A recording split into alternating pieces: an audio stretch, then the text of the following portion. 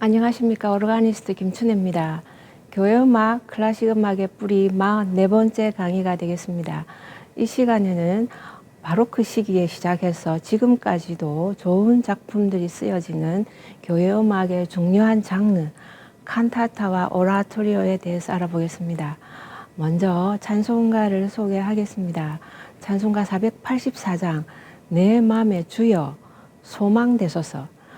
이 찬송가는 한국교회에서 아마 자주 부르는 찬송가라는 생각이 듭니다. 그러면서도 영국 교회와 미국 교회에서는 굉장히 즐겨 부르는 애창하는 찬송가 중에 한 곡이기도 합니다. 이 찬송가의 그 가사와 선율은 다 아일랜드에서 온 것들입니다.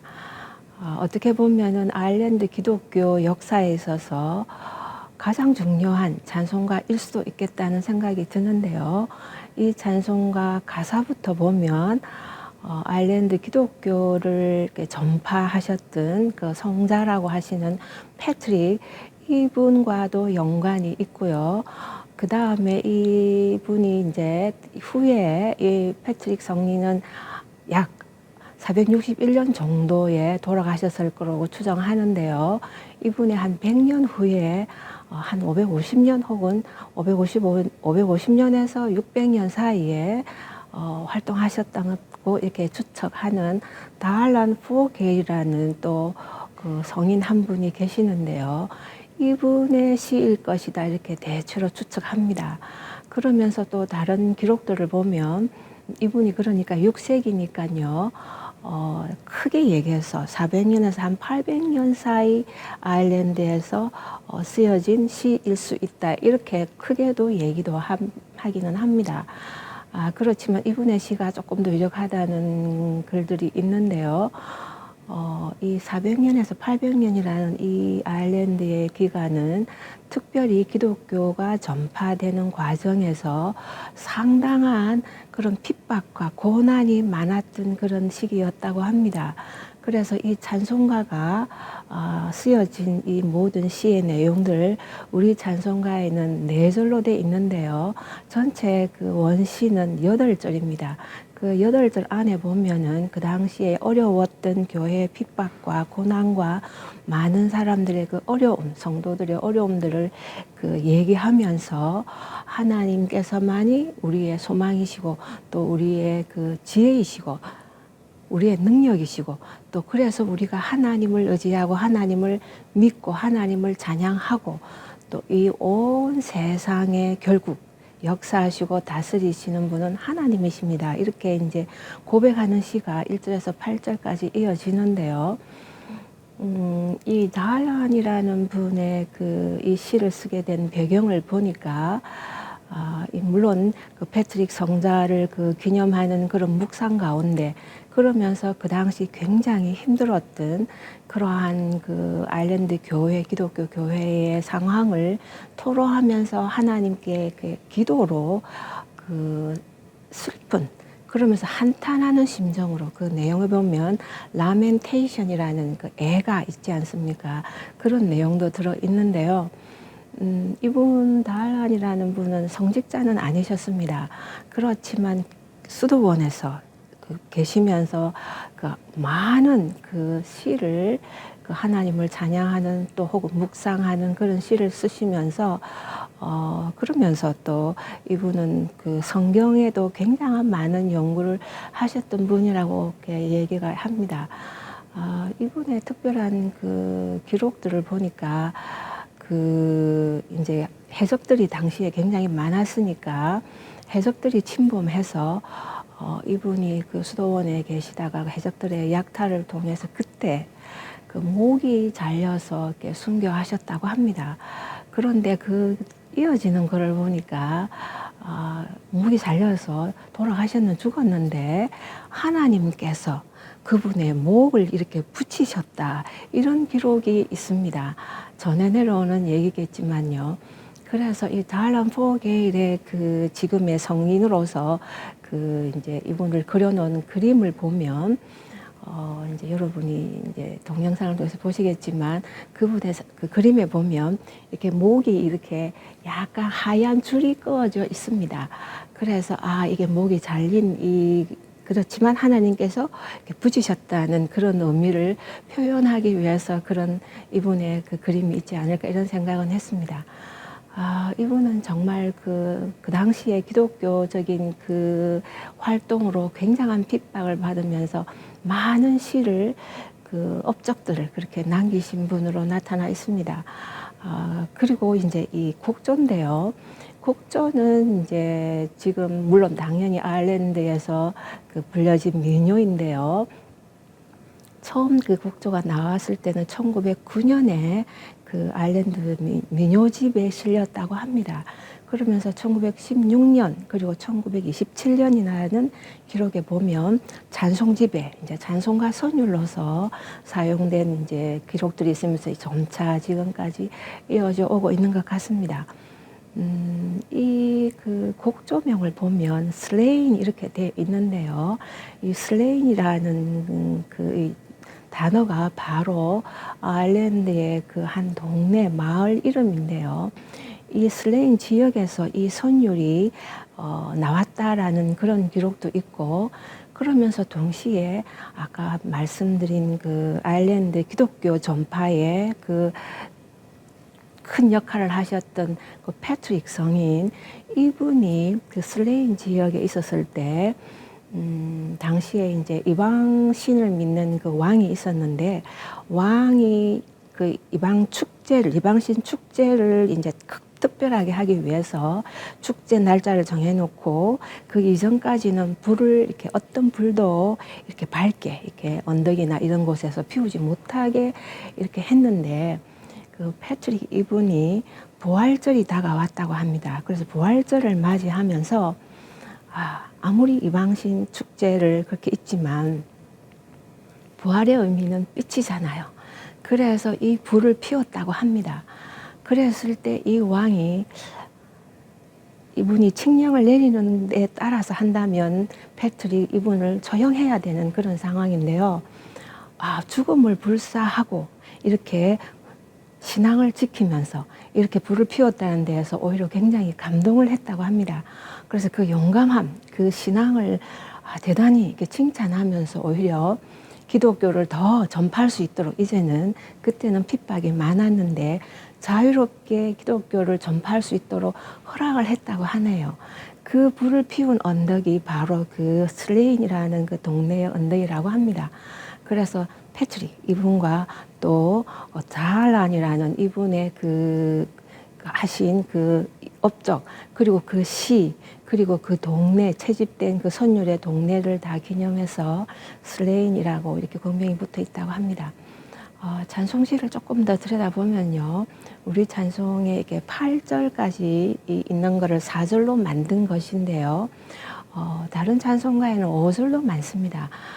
어떻게 보면은 조금 더 그 빠진 절들이 주로 그 당시 굉장히 핍박과 환란이 있었던 그런 내용들이 다 들어 있습니다. 예를 들면 3절 같은 경우는 우리 찬송가에 없는 3절인데요. 거기 보면 에베소서 6장에 있는 그 10절부터 쭉 있는 성령의 검, 구원의 투구, 믿음의 방패, 이런 거 있지 않습니까? 영적인 물론 싸움이죠. 그 당시는 영적인 싸움뿐만 아니라 이방신 혹은 여러 그 적들과 혹은 그 영적인 세력들과 이렇게 싸워야 되는, 또 물리적으로 또 영적으로 싸워야 되는 그런 상황인데요. 그런 귀절이 이렇게 주님의 방패시고 구원의 투구시고 성령의 검이시고 우리를 지켜주실 것이고, 이런 것들이 3절에 들어있는데요. 우리 찬송가에는 빠져 있습니다. 그러면서 이제 나머지 그 1, 2, 3, 4절 우리 찬송가에 쭉 보면 전체적인 그 8절에 들어있는 그 외의 내용들은 대체로 들어있는 편이긴 했습니다. 주님은 나의 구원이시고 잘 때나 깰 때나 주님을 생각하고 주님께서 우리를 지켜주시고, 낮이나 밤이나 주님을 바라보고, 주님은 우리의 유일한 비전, 소망이시고 우리의 지혜이시고 우리 입의 말이시고 스피치, 이렇게 되어 있거든요. 주님 하나님은 아버지시고 우리는 아들이고, 이건 우리 찬송가에도 있는데요. 이런 참 대단한 그런 고백의 그 기도들이 길게 이어져 있습니다. 마지막 절에 보면은 우리 찬송가가 7절인지 8절인지 좀 섞여 있는 그런 우리나라 찬송가가 4절로 되어 있는데요. 마지막 절 8절에 보면은 그 한탄하는 시들도 많이 있습니다. 이 참 힘든 이 세상에서 그러나 신앙을 지키고 이 만유의 주이신 하나님을 바라본다 하는 그런 고백의 찬송가인데요. 선율도 굉장히 독특하지 않습니까? 약간은 민속적인 토착적인 그런 그 스타일이 들어있어서 여러분도 좀 편하게 느낄 수 있는 곡조라는 생각은 듭니다. 이 다할란이라는 그 성인의 이 시에 그 이름이 붙어 있는 다할란, 이분은 다할란이라는 용어 자체는 작은 맹인, 작은 장님, 시력이 없는 눈이 먼 사람을 이렇게 의미한다고 합니다. 이분이 한때 굉장히 열심히 성경을 연구하면서 시력을 잃었다고 합니다. 그러는 가운데서 또 귀한 시들도 쓰면서 또 하나님께서 이분의 시력을 회복해 주셨다고도 합니다. 그래서 어떻게 보면 이분의 고백이 비전이 소망이라는 뜻도 되면서 이분의 그 시력을 잃었을 때, 그 다음에 시력을 다시 찾았을 때 그런 이분의 개인적인 그 삶과 연관시켜 보면 훨씬 더 다가오는 그런 찬송가 같습니다. 우리가 이런 찬송가를 부르면서 그 당시 시절로 돌아갈 수는 없지만 우리 삶에 있어서 여러 가지 상황에, 또 사회적인 우리 개인적인 이런 상황에 그 함께 적용시켜서 하나님께 고백하는 매일의 그런 묵상이 되면 좋겠다 싶습니다.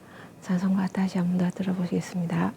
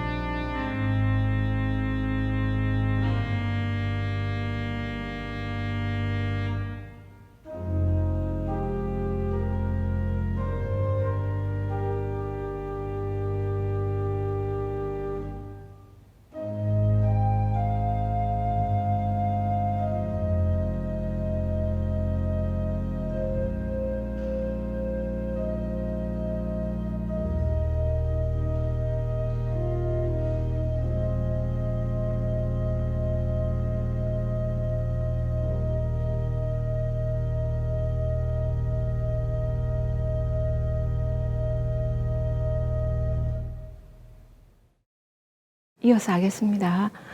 이 시간에는 바로크 시기에 이렇게 시작해서 지금까지도 교회 음악의 중요한 장르로서 많이 작곡되는 칸타타와 오라토리오에 대해서 알아보겠습니다.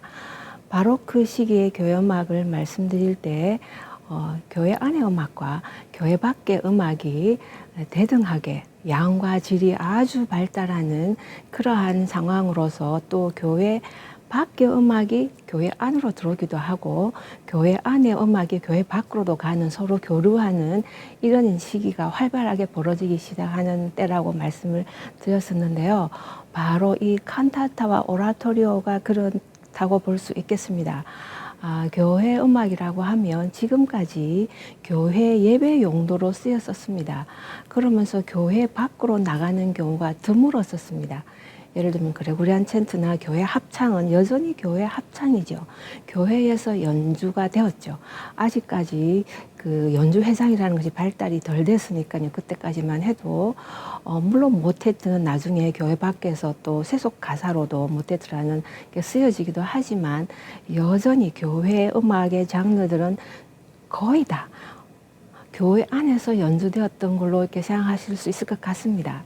그런데 이 칸타타와 오라토리오는 좀 색다른 면을 가지고 있습니다. 칸타타는 우선 교회 밖에서 시작된 것입니다. 칸타타는 세속 노래들로 이루어졌던 곡이었습니다. 1600년에 그 이탈리아에서 모노디라는 새로운 형태의 그 노래 음악이 이렇게 생기는데요. 독창, 그 이제 바로크에 오면 개인이 아주 중요해진다 이런 말씀을 드렸는데요. 그래서 개인 연주가들이 많이 이렇게 생겨나고 또 기량들이 아주 향상되는데요. 그 가운데 이제 노래였습니다. 독창들이 굉장히 발달했는데 이탈리아에서 바로 이 모노디라는 그 독특한 음악 반주가 있는 기악 반주가 있는 그러면서 장식이 이제 아주 멋들어지게 들어가는 조금 뭐라고 감성적인 그런 곡들이었습니다. 그런 노래들이 발달했는데요. 이 노래를 이게 이제는 아주 다양하게 부르기 시작했던 겁니다. 처음에는 스트로픽 폼이라 그래서 여러 절이 가사가 1절, 2절, 3절 이렇게 또 다양한 가사가 길어서 여러 절들이 있는데 그 절들을 같은 멜로디로 계속 여러 번 부르는 그런 형태로 시작했다고 합니다. 칸타타가 당연히 교회 밖에 세속 가사로요. 그런데 이제 그렇게 노래를 부르다가 이제 똑같은 선율로 여러 절을 계속 자송가처럼 그렇게 부르니까 재미가 없으니까 교회 밖에서 이렇게 즐기려고 부르는 노래인데 그러다 보니까 이제 1절은 그렇게 불렀으면 2절은 좀 다르게 부르고 비슷한 선율처럼 혹은 장식을 다르게 한다든가 이렇게 다양한 방법으로 혹은 반주를 조금 다르게 한다든가 이렇게 하면서 절들을 다양하게 부르는 노래들로 이렇게 이어진 것들이 하나의 모음곡처럼 세트처럼 되어서 칸타타가 이게 발생한 것이었습니다. 그래서 1602년에 보면 그 이제 노래 이 칸타타라고는 안 하지만 칸타타의 그 초기 모습이 나타나고요. 1620년에 그란디라는 작곡가에 의하면 이 칸타타라는 그 용어를 쓰기 시작했다고 합니다. 이 칸타타라는 뜻 자체의 용어는 칸타레 그래서 노래하다죠. 이와 반대되는 그 대비되는 단어가 바로 소나타죠. 소나레. 소나레라 하면은 소리를 내다, 소리를 만들다 이런 뜻인데요. 그래서 소나타 이러면은 기악들이 연주하는 것이잖아요. 근데 칸타타, 칸타레, 칸타타는 사람이 노래를 부르는 것인데 이렇게 좀 한국만 아니고 한 노래일 수도 있지만 다양하게 불렀다든가 길게 노래의 모음곡처럼 한 시로 되어 있지만 다양하게 불렀던 이런 여러 절을 가지고 있었던 그런 형태로 발달을 해서 아주 이제 다양한 그 모습들을 거쳐 오는데요. 우리가 중요하게 생각하는 것은 바로 독일이죠. 독일의 칸타타입니다. 이 칸타타가 독일로 들어오면서 독일에서도 처음에는 초창기에는 세속 칸타타가 있었다고 합니다. 그러면서 바로 교회로 들어온 것입니다. 교회 밖의 음악이 교회 안으로 들어온 것이죠. 그래서 그런 계기를 줬던 분이 노이마이스트라는 목사님이십니다. 이분은 함부르크 교회, 그게 함부르크의 야곱 교회라고 있는데요. 나중에 보면 바흐가 이 교회의 그 오르가니스트가 되고 싶어서 오디션을 갔던 적도 있던 아주 함부르크의 큰 교회입니다. 라입지히의 토마스 교회보다도 훨씬 크고 경제적이나 모든 면에서 뛰어났던 교회였는데요. 이 노이마스터 목사님이 여기서 심무하셨던 분이셨습니다. 이분이 이제 시를 지으면서요, 칸타타의 그 모습으로 가사를 쫙 이렇게 굉장히 많은 시를 지었다고 합니다. 그래서 1년을 한 사이클을 교회력에 따라서 대림절부터 해서 교회력이 쭉 성령 강림절 해가 쭉 오는 그 1년 주기 사이클로 가사를 몇 세트나 가사를 지었다고 합니다. 실제로 보니까 이분이 찬송시도 한 650시가 있다고 합니다. 그 정도로 찬송시도 많고 이런 그 시적인 개인적인 찬송은 좀 우리가 함께 부르는 그 찬송가잖아요. 근데 칸타타에 보면은 독창곡이 많거든요. 독창, 레지타티브 이런 것들이 이제 다양하게 아리아로 이어지는데요.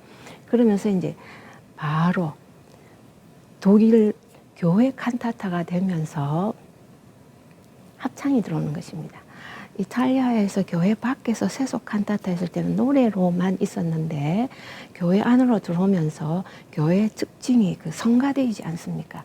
그래서 아무리 개인도 중요하지만 이제 독자적인 그런 성악 곡들도 교회에서 발달은 했지만 결국은 교회에서 더 중요한 전통이 성가되다 보니까 독창도 넣고 아리아 리차티브 스타일로 그러면서 합창이 들어가게 되는 것이죠.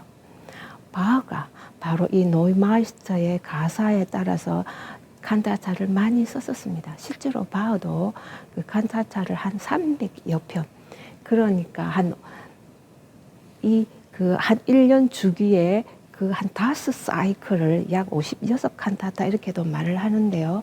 5사이클이면 약 300편이 되니까 이 많은 칸타타를 이렇게 작곡을 했는데 현재 남아있는 건 한 200여 편 된다고 하죠.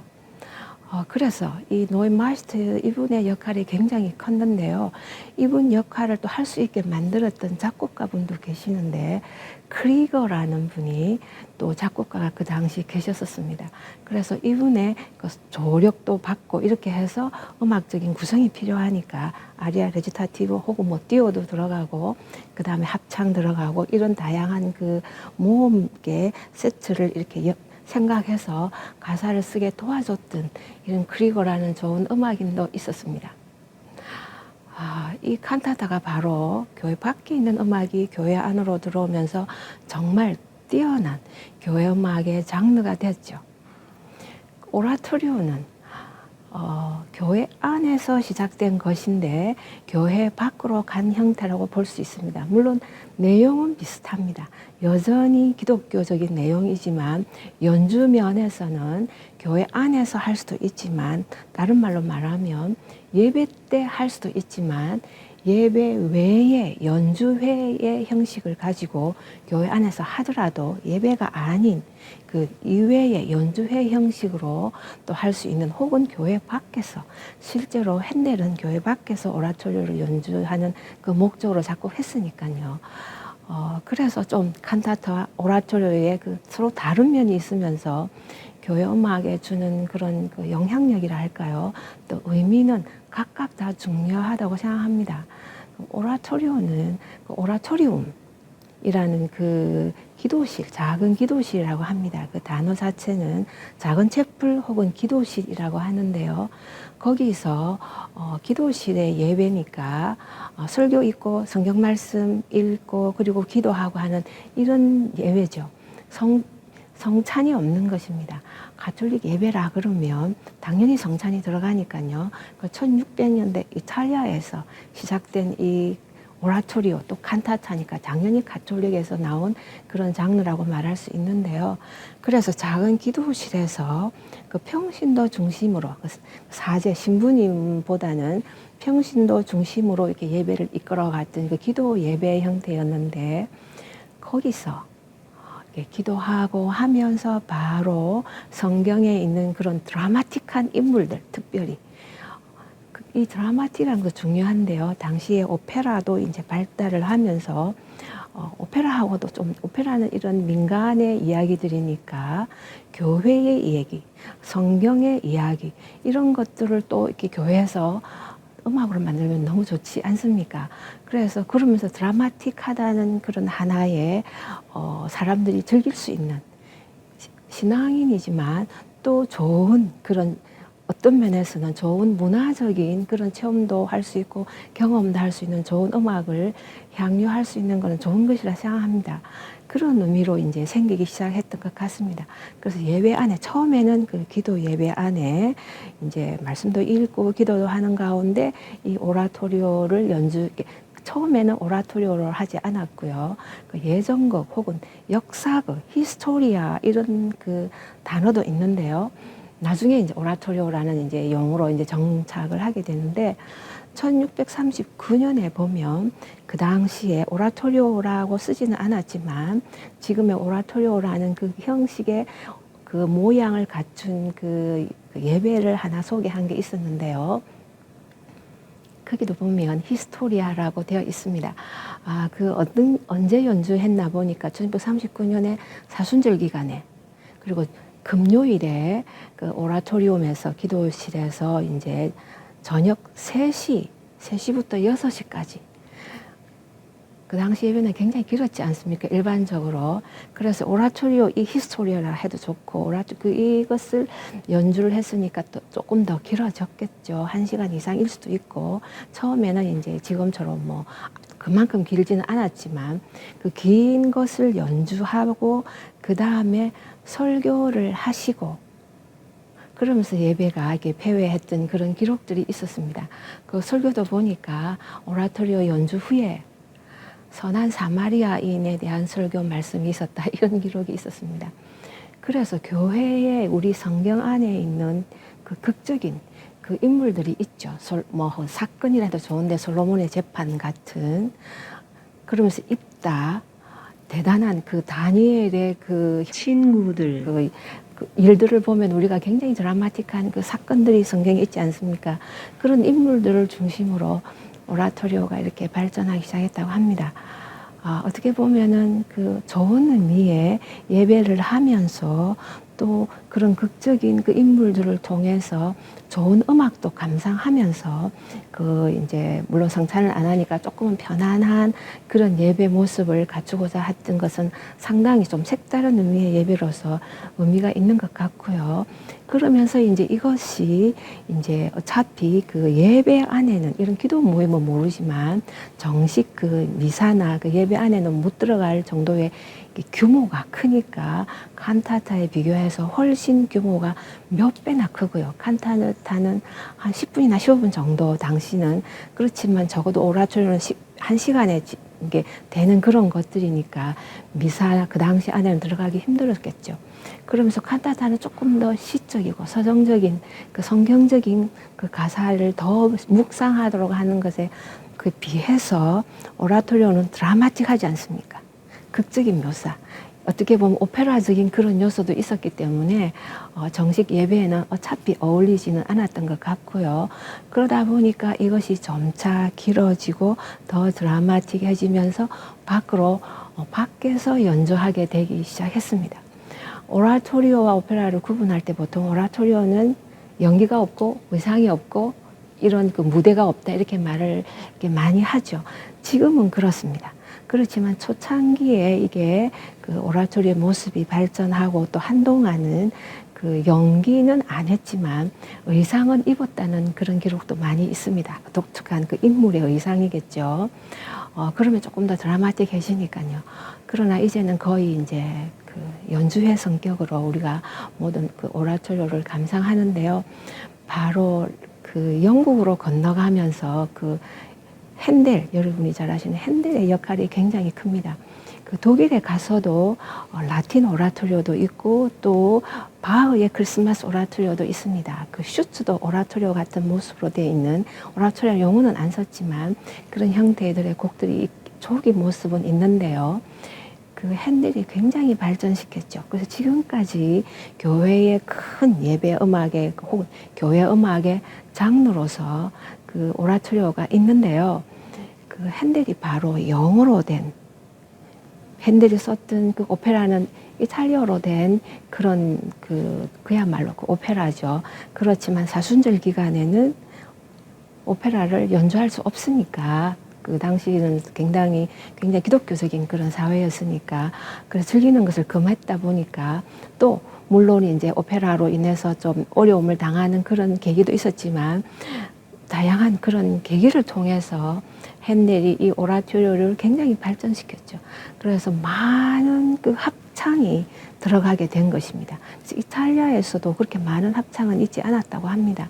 그러나 독일과 그리고 바로 그 후기로 오면서, 그 영국과 독일에 오면서 그 합창 음악이 교회에 더 맞는 좋은 합창곡들이 들어가기 시작한 것이죠.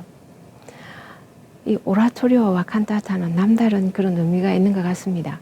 교회가 이 세상에서 주는 것도 있고 또 세상에서 좋은 것을 받아서 교회의 모습으로 바꿔서 좋은 교회의 음악으로 또 만들 수도 있는데요.